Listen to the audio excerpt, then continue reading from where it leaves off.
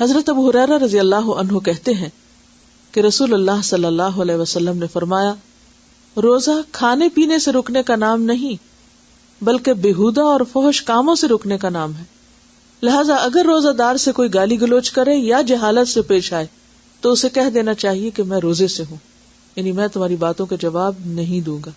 اسے ابن خزیمہ نے روایت کیا ہے۔ تو اس حدیث سے کیا پتہ چلتا ہے کہ روزہ کھانے پینے سے رکنے کا نام نہیں بلکہ بےہودہ باتوں سے رکنے کا نام ہے۔ اس کا یہ مطلب نہیں کہ پھر روزے میں ہم کھا پی سکتے ہیں، مطلب یہ ہے کہ کھانے پینے سے رکنے سے زیادہ اہم بات یہ ہے کہ انسان بےہودہ اور فحش کاموں سے رکے، کیونکہ اگر صرف کھانا پینا چھوڑا ہوا ہے اور باقی سب کچھ کر رہا ہے تو وہ روزہ اس کا روزہ شمار نہیں ہوگا۔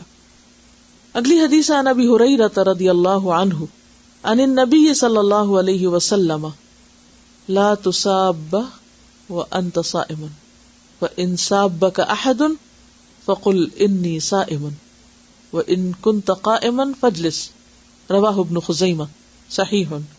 حضرت ابو ہریرہ رضی اللہ عنہ نبی اکرم صلی اللہ علیہ وسلم سے روایت کرتے ہیں کہ روزے کی حالت میں کسی کو گالی نہ دو، اگر کوئی دوسرا گالی دے تو اسے کہہ دو کہ میں روزے سے ہوں، اگر کھڑے ہو تو بیٹھ جاؤ، اسے ابن خزیمہ نے روایت کیا ہے۔ یہاں باقی باتیں تو پچھلی احادیث میں آ چکی ہیں، لیکن جو نئی بات ہے وہ یہ ہے کہ اگر کوئی شخص کھڑا ہو تو بیٹھ جائے، یعنی اس سے بھی لڑائی نہیں ہوگی یا لڑائی آگے نہیں بڑھے گی۔ عام طور پہ کیا ہوتا ہے، اگر ایک شخص دوسرے کچھ برا بھلا کہتا ہے تو لڑنے کے لیے اس کو اٹھنا پڑتا ہے اور اٹھ کے آگے بڑھے گا، اور اگر کوئی شخص کھڑا ہے اور لڑائی شروع ہو جائے تو اور وہ بیٹھ جائے تو پھر لڑ نہیں سکے گا، یعنی اس سے آگے لڑائی رک جائے گی۔ اور ویسے بھی پوزیشن تبدیل کرنا غصے کی حالت میں انسان کے غصے کو کم کرتا ہے۔ کچھ اور چیزیں بھی ہیں جو روزے کی حالت میں انسان کے روزے کو نقصان دیتی ہیں۔ اس میں حدیث ہے اس بارے میں کہ جو روزہ دار اپنی شہوت پر قابو نہ رکھتا ہو اس کے لیے بیوی کا بوسہ لینا جائز نہیں۔ عن عائشہ رضی اللہ عنہا قالت کان رسول اللہ صلی اللہ علیہ وسلم یقبل ویباشر وهو صائم وکان املککم لاربہ، رواہ البخاری۔ حضرت عائشہ فرماتی ہے کہ نبی صلی اللہ علیہ وسلم روزے کی حالت میں بوسہ لیتے، بغل گیر ہوتے، لیکن وہ اپنی شہوت پر سب سے زیادہ قابو پانے والے تھے۔ اسے بخاری نے روایت کیا۔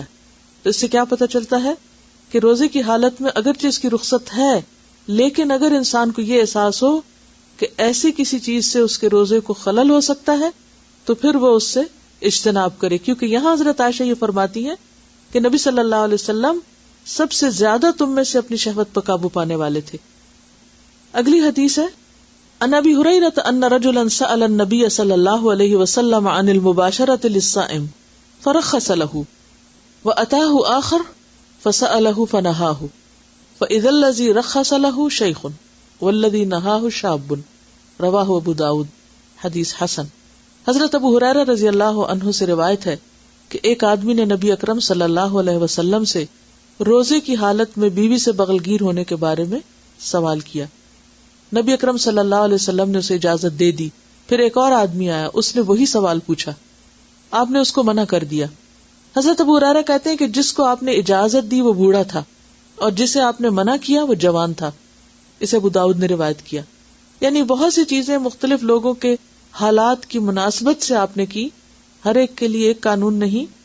اس میں وہ شخص جو اپنی شہوت پہ قابو رکھ سکتا تھا اس کو اس کی رخصت دے دی، اور جو نہیں رکھ سکتا تھا اس کو اس کی اجازت نہیں دی۔ تو دونوں حدیثوں سے پتہ ہی چلتا ہے کہ اصل چیز روزے کی حرمت کا لحاظ رکھنا ہے، روزے کی حفاظت کرنا ہے۔